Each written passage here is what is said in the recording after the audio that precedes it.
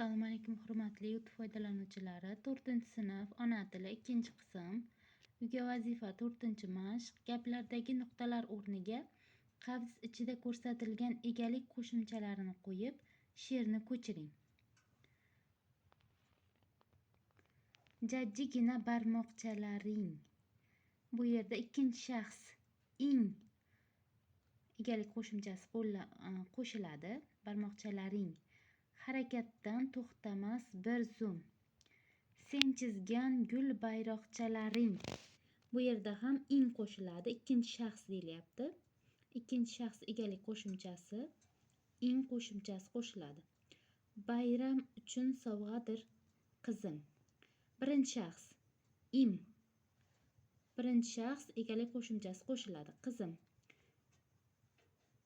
Ikkinchi shaxs keyingi qatorda onang.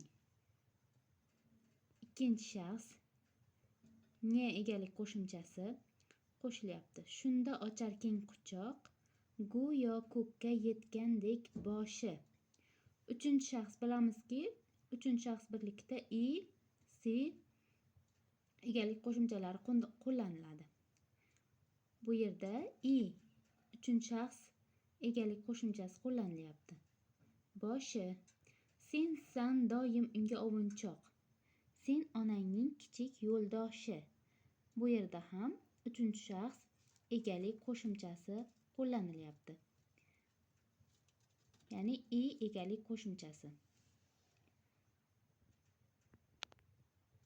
Egalik qo'shimchalarini birinchi, ikkinchi, uchinchi shaxslarni, birlik, ko'pliklarni yod olish bu mana shunday mashqlarda yordam beradi. Albatta qoidalarni yod olib,